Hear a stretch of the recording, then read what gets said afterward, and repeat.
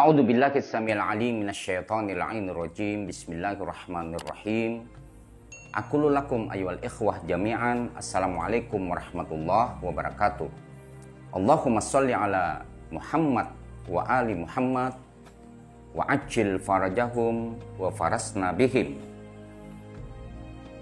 Para pemirsa Hikmah.TV yang dirahmati Allah Subhanahu wa taala, bertemu kembali kita pada acara Hikmah Ramadan. Pada acara Hikmah Ramadan kali ini, saya ingin berbicara tentang jihad melawan hawa nafsu atau jihadun nafas. Untuk memulai pembicaraan saya ini, pada acara Hikmah Ramadan kali ini, saya mengutip ayat Al-Quranul Karim yang terdapat di dalam surah An-Nazi'at, surah ke-79 ayat 37 sampai dengan 40. Fa'amma man tagha wa asaral hayatad dunya fa innal jahima hiyal ma'wa wa amma man khafa maqama rabbuh wa naha an nafsa 'anil hawa fa innal jannata hiyal ma'wa. Adapun orang yang melampaui batas dan lebih mengutamakan kehidupan dunia, maka sesungguhnya neraka jahimlah tempat tinggalnya. Dan adapun orang-orang yang takut kepada kebesaran Tuhannya dan menahan hawa nafsunya dari keinginan dirinya, maka sesungguhnya surgalah tempat tinggalnya. Saudara-saudaraku sekalian yang dirahmati Allah Subhanahu wa taala, manusia adalah hewan yang bisa berbicara. Al-insanu hayawanun natik. Di dalam diri manusia ada suasana alam malakuti. Pun pada saat yang bersamaan dalam diri manusia ada alam syaitoniah, juga salah satu pasukan yang bertempur dalam diri manusia.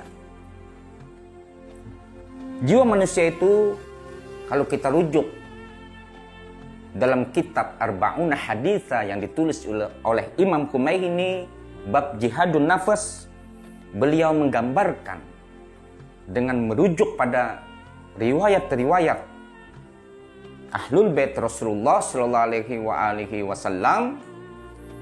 Di dalam Al-Qur'an juga jiwa manusia itu diibaratkan medan pertempuran yang luas, di mana pertempuran dua pasukan yang terus berlangsung tak henti-hentinya. Dua pasukan itu adalah jundullah, tentara Allah Subhanahu wa taala, dan jundus syaitan, tentara syaitan. Tentara Allah pasukannya adalah para malaikat, sedangkan tentara syaitan pasukannya adalah iblis. Kedua pasukan itu terus berperang sampai di antara keduanya dapat memenangkan peperangan tersebut.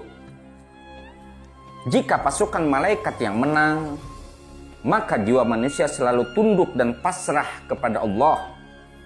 Wa amma man khafa maqama rabbuh wa nahan nafsa 'anil hawa fa innal jannata hiyal a'wa. Dan adapun orang-orang yang takut kepada kebesaran Tuhannya dan menahan diri dari keinginan hawa nafsunya, maka sesungguhnya surga tempat tinggalnya. An-Nazi'at ayat 39 sampai 40. Kemenangan pasukan malaikat dalam pertempuran jiwa menghantarkan manusia pada satu tujuan utama dalam kehidupan, yaitu la maqsuda illallah. Tidak ada tujuan yang utama, satu-satunya tujuan yang dituju oleh manusia itu adalah Allah Subhanahu wa taala. La mahbuba illallah. Tidak ada yang dicintai kecuali Allah Subhanahu wa taala. Tujuan dirinya adalah untuk mencapai kecintaan Allah Subhanahu wa taala, untuk mencapai keridhaan Allah Subhanahu wa taala. Kemudian dalam jiwa manusia tersebut, jika pasukan malaikat yang menang, maka akan menumbuhkan satu kondisi kejiwaan manusia itu sampai mencapai puncak la maujuda ilallah. Tidak ada yang dituju atau yang diharapkan atau tidak ada eksistensi terkecuali Allah Subhanahu wa taala. Eksistensi yang ada pada diri kita tujuannya untuk mencapai sebuah keberadaan, sebuah wujud yang hak, wujud yang utama, yang dimana jiwa tersebut bisa menyelaraskan kehendaknya dengan kehendak Allah Subhanahu wa taala. Kehendak Allah Subhanahu wa taala adalah terdapat dalam dirinya, di mana dirinya wa matasyauna ila ayyashallah, di mana dirinya menyelaraskan kehendaknya dengan kehendak Allah Subhanahu wa taala dan menerima apa saja yang telah ditentukan Allah Subhanahu wa taala di dalam dirinya, kemudian meridhoi terhadap pemberian-pemberian Allah Subhanahu wa taala, melahirkan rasa syukur. Adapun orang yang melampaui batas, jika pertempuran jiwa itu dimenangkan oleh pasukan iblis, maka yang berkuasa dalam jiwa manusia itu sifat-sifat syaitonia. Fa amma man tagha wa asaral hayatad dunya fa innal jahima hiyal ma'wa. Adapun orang-orang yang melampaui batas dan lebih mengutamakan kehidupan dunia, maka sesungguhnya nerakalah tempat tinggalnya. Jika jiwa dikuasai oleh kerajaan syaitan, maka jiwa ini selalu resah. Bawaannya pengen marah, memukul orang, merampas hak orang lain. Jiwa menjadi sekau, meronta-ronta, kayak orang kesurupan yang tak tahu tujuan hidup dan ketergantungan. Fatamorgana dunia yang menipu, dan akhirnya tercipta jiwa yang keras dan panas seperti penduduk neraka yang kerjaannya saling menyalahkan, mencaci, menuduh, melempar ucapan-ucapan cacian kepada sesama, jauh dari rahmat Allah Subhanahu wa taala. Al-Quran menyebutkan tentang jiwa, kondisi jiwa manusia ini pada 3 hal, dan kita harus mengintrospeksi diri dalam jiwa kita di dalam keadaan bagaimana. Yang pertama, Al-Quran berbicara tentang nafsul ammarah, yaitu suka menyuruh kepada keburukan. Ammarah bermakna bahwa jiwa pada dasarnya memiliki sifat yang cenderung melakukan keburukan.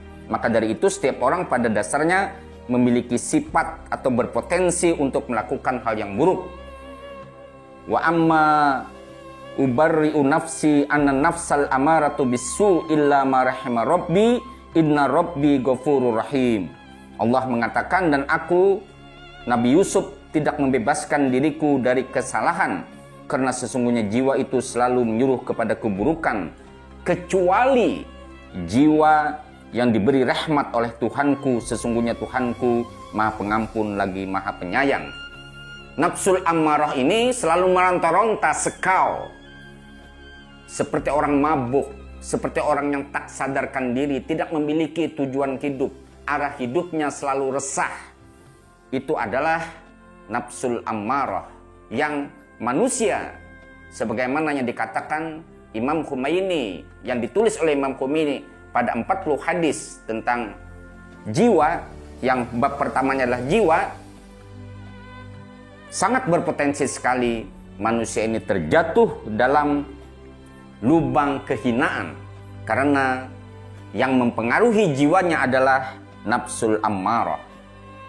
Setidaknya kita memiliki nafsul lawamah, yaitu menyesali diri.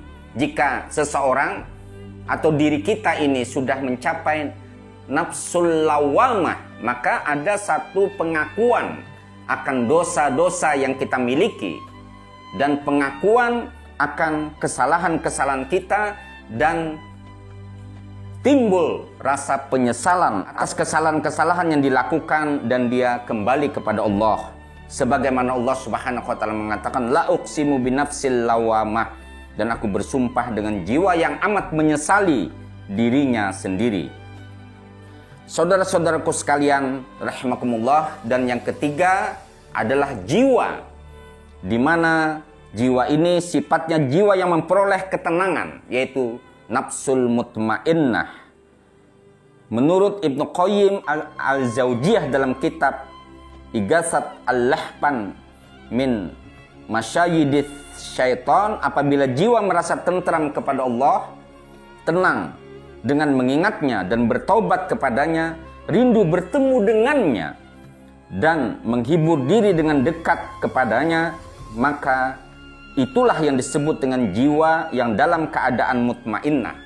Seperti Allah Subhanahu wa taala berfirman dalam Al-Qur'an, "Ya ayyatuhan nafsul mutmainnah, irji'i ila rabbiki radiyatan mardiyah, fadkhuli fi ibadi wadkhuli jannati." Wahai jiwa yang tenang, bahkan jiwa yang mutmainnah ini, nafsul mutmainnah ini adalah derajat tingkatan jiwa para wali-wali Allah Subhanahu wa taala. Justru kerinduan mereka, keinginan mereka dalam kerinduan bertemu kekasihnya, ketika bertemu dengan kekasihnya, mereka tak mau melepaskan dan tak mau berpisah dari kekasihnya, sehingga Sang Maha Kekasih memanggil dirinya dengan, "Wahai jiwa yang tenang, kembalilah kepada Tuhanmu dengan hati yang ridho dan diridhoi, dan masuklah ke dalam golongan hambaku, dan masuklah ke dalam surgaku." Semoga bulan Ramadan ini menghantarkan diri kita kepada nilai-nilai jiwa yang baik. Setidaknya kita memiliki satu jiwa lawamah yang dapat mengenali dan menyesali akan segala dosa-dosa, perbuatan-perbuatan buruk yang kita lakukan. Sampai berjumpa pada hikmah Ramadan yang akan datang. Semoga Allah Subhanahu wa taala memberkati kita semua. Assalamualaikum warahmatullahi wabarakatuh.